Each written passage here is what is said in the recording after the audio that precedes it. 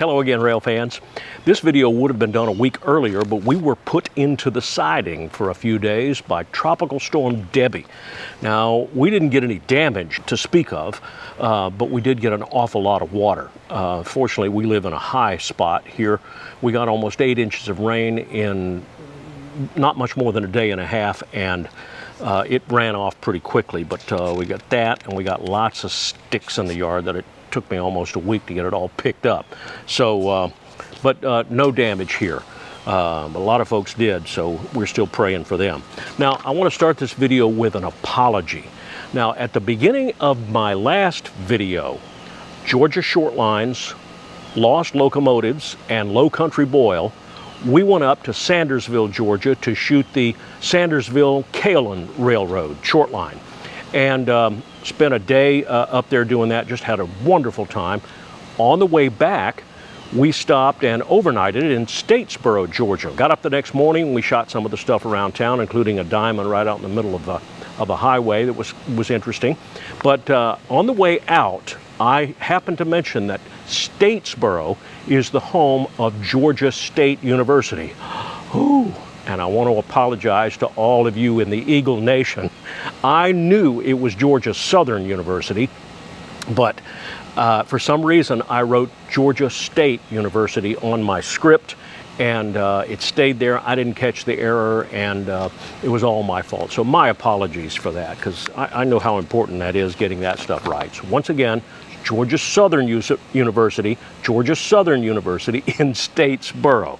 Now, I got a new sign for the fence back there. I hope you've noticed that already.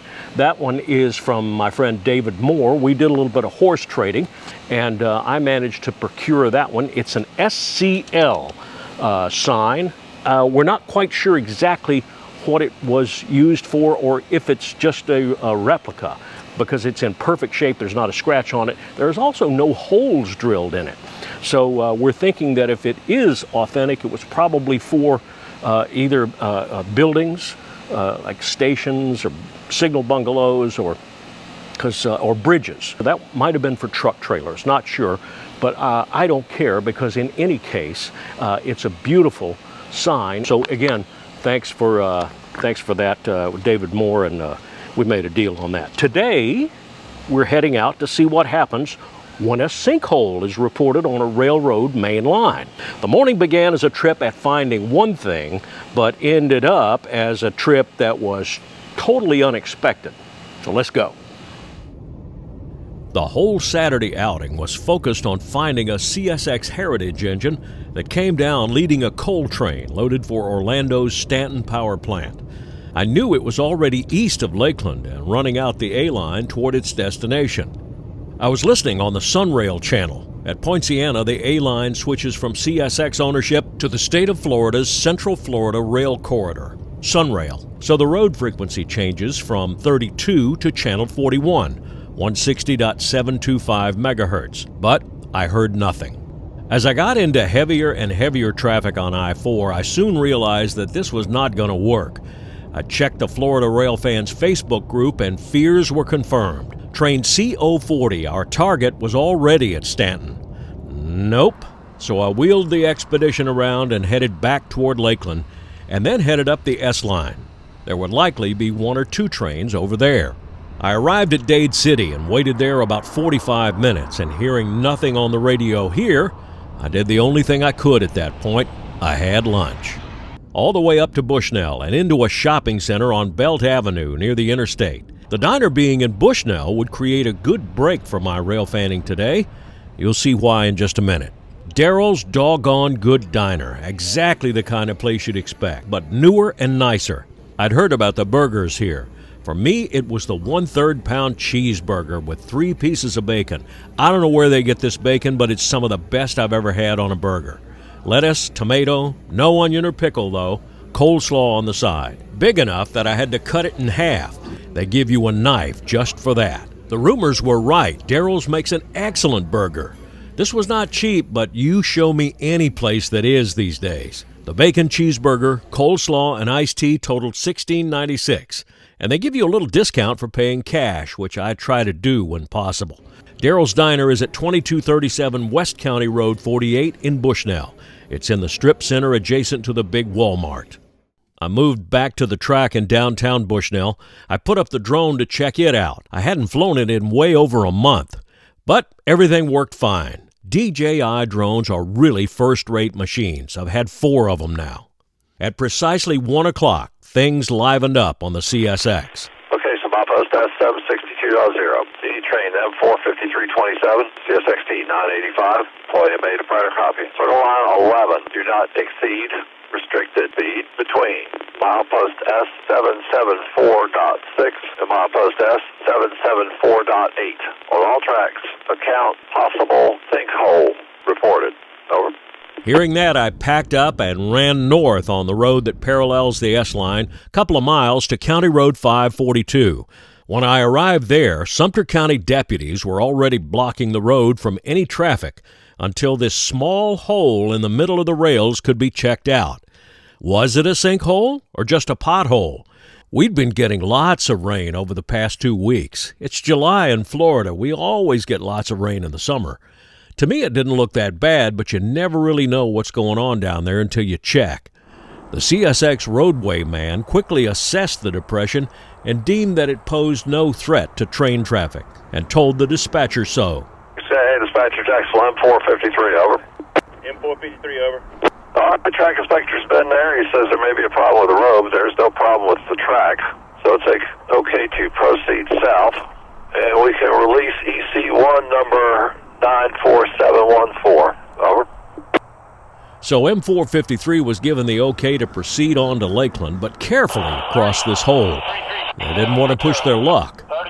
Slowly, the engineer begins notching up the lead engine, just enough to get it rolling and start pulling the slack out of the 175 cars behind him and get them rolling.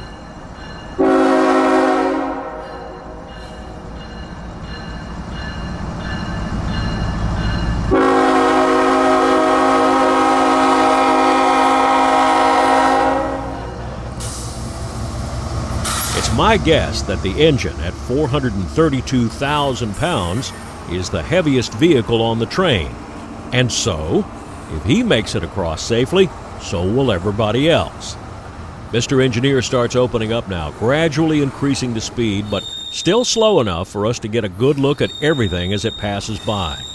The consist of a big mixed freight on a Class 1 railroad is a fascinating thing to watch. What's in those cars? Where are they going, and who's going to use the stuff? These jumbo-covered hoppers look to be off the CP. What are they carrying? Grain for one of the Lakeland bakeries? Cattle feed for Okeechobee? Then a big tank of LP gas. More jumbo hoppers, these with ADM markings. Maybe out of Chicago, more than likely grain.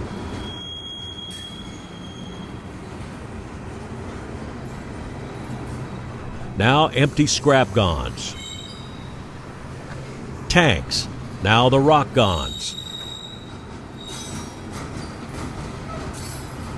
Tons and tons of rock for Florida's construction boom, which is still underway. And now boxcars. These are the T-boxes I've talked so much about lately. TTX's Next Load Any Road service. 60-foot double-door high-cube boxcars. I always wonder what's in these. What's it for? Then 2 of the same model boxcars, but blue and lettered for Gaytex, carrying Laurinburg and Southern Railroad reporting marks. Now the second locomotive running as remote-controlled distributed power. Trailing that, 4 bulkhead flat cars with power poles, most likely for Westlake, Wales, and all the new communities being built in that part of Polk County. Finally, the auto racks, new automobiles for Florida. Some of these cars will go on to the distribution center at Dyer near West Palm Beach. This train on the surface seems like a jumbled mess, but it's been organized and built to order in Waycross, Georgia. In Winston Yard, it'll be pulled apart and the individual sections placed in yard tracks, then rebuilt into cuts for locals. Those trains will take the cars to their final destination.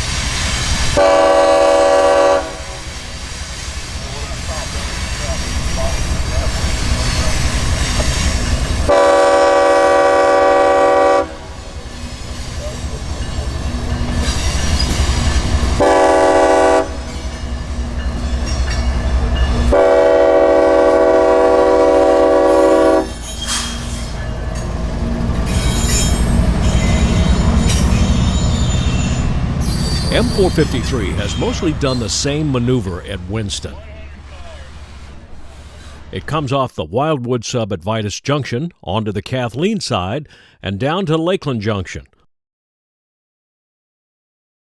From there, south on the A-line to Winston, pulls by the switches, and backs into the yard. But occasionally, like today, they'll bring him off the Wildwood main at Vitus, taking instead the Plant City side. There, the dispatcher routes him on to the Plant City connection, putting him northward on the A-line and running the 6.5 miles to the Winston Y. It's possible that the construction on the I-4 overpass had a curfew that caused this routing. I got some insight into the maneuver of yarding a train from retired CSX yardmaster Walt Rogers. It's normally the yardmaster's decision on how to yard the train. That depends on how many open tracks he has.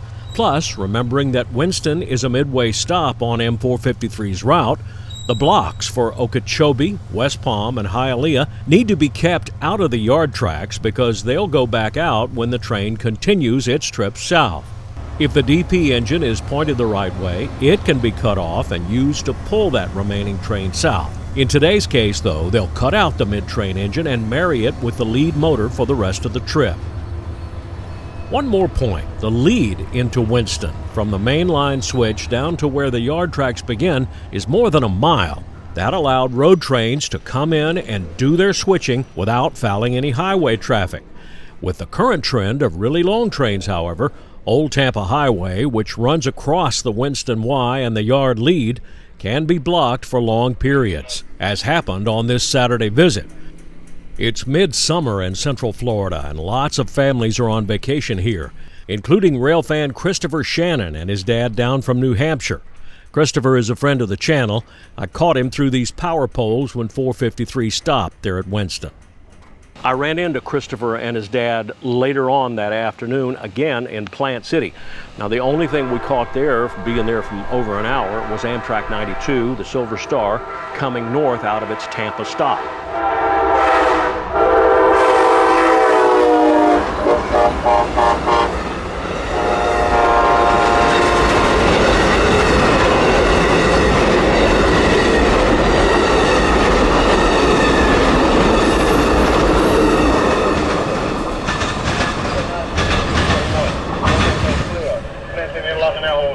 Now, please don't forget to follow me on Facebook. That's Railfan Danny, all one word, on Facebook. So please do that. Hit the like button if you like this video. Subscribe to the channel if you haven't already done that. And don't worry about subscribing. On YouTube, doesn't cost you a thing. And if you hit the little bell down there, you'll be notified whenever I post a new video. Please tell your friends about this video by sharing it with them. That helps in enormous ways. And please, let's make plans to meet up again somewhere soon, somewhere out there on the high iron. Until we do, this is Danny Harmon, out.